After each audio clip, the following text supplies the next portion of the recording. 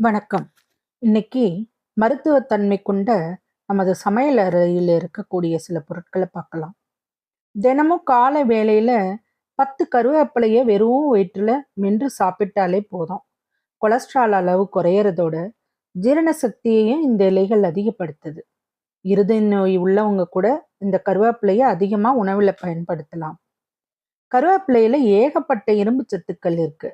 ரத்த சர்க்கரையோட அளவை கட்டுப்பாட்டுக்குள்ள வச்சிருக்கு.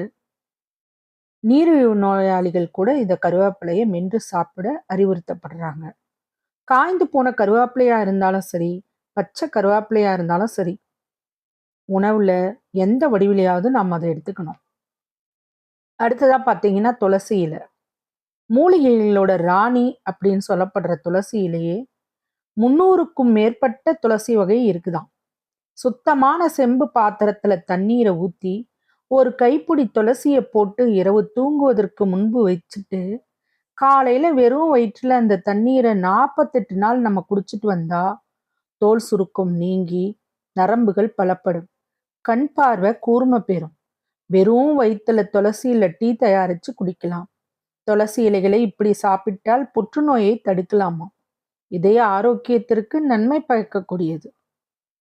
அப்புறம் பார்த்தீங்கன்னா வேப்ப இலை. 4-5 வேப்பலை கொழுந்தையும் வெறும் வயிற்றுல மென்று சாப்பிட்டுட்டு வந்தா நீரிழிவு நோய் கட்டுப்படும். இரத்த சோக பிரச்சனையில இருந்தும் விடுபடலாம். புற்றுநோய் வளர்ச்சியை கூட தடப்படுத்தக்கூடிய மருந்துல வேப்பிலை ரொம்ப முக்கிய பங்கு வகிக்குது. ரத்தத்தை சுத்திகரிக்க செஞ்சு கெட்ட கொழுப்பையும் குறைக்கிறதுக்கு இது உதவுது. அதுக்கு அடுத்தது பார்த்தீங்கன்னா புதினா இலைகளை பார்த்தீங்கன்னா நீர்ல போட்டு மூடி வைத்து விட்டு மறுநாள் காலையில் அந்த தண்ணீரை குடிச்சா போதும். இல்லைன்னா எலுமிச்சை சாறு கலந்து கூட நீங்க குடிக்கலாம். அதனால அன்றைய தினத்திற்கான புத்துணர்ச்சியே நம்மளுக்கு கிடைச்சிடும். வாயில துர்நாற்றம் இருந்தாலும் நீங்கிடும். பற்கல்ல கரைகள் இருந்தாலும் மறைஞ்சிரும். இந்த இலைகள்ல அதிகமான ஆன்டி ஆக்சிடென்ட் நிறைஞ்சிருக்கு. அது நம்மளுடைய சருமத்தோட இருக்கிற தொலைகளை இறுக்கமாக்குது. இதனால இளமையே சருமத்துல தக்க வைக்க முடியுமா. அது போல சிறிது சீரகத்தையும் நம்ம தண்ணீர்ல போட்டு கொதிக்க வச்சு காலையில வெறும் வயிற்றுல குடித்து வந்தா வயிற்றுக்கு மிகவும் நல்லது. அஜீரணத்தை போக்குவரதோட வயிற்று வலிக்கும் தீர்வு கிடைக்கும். முக்கியமா கர்ப்பிணி பெண்களுக்கும் இந்த சீரக தண்ணி குடிக்க சொல்லி கொடுக்கறாங்க. ரொம்பவும் நல்லது. அதே போல பூண்டு தண்ணீரும் நம்ம குடிக்கலாம். உடல் எடையை குறைக்க முயற்சிப்பவர்களுக்கு இந்த பூண்டு ஊற வைத்த தண்ணீர் நிச்சயம் கை கொடுக்கும். முதல் நாள் இரவே பூண்டை சுத்தமான தண்ணீர்ல ஊற வைக்கணும்.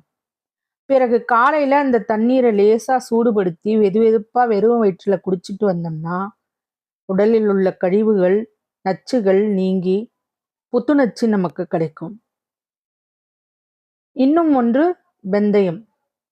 வெந்தயத்தை முந்தைய நாள் இரவே நம்ம தண்ணீர்ல ஊற வச்சு மறுநாள் காலையில வெறும் வயிற்றுல குடித்தோம்னா செரிமானத்திற்கு நல்லது. இரத்த சர்க்கரையோட அளவையும் இது கட்டுப்படுத்தும்.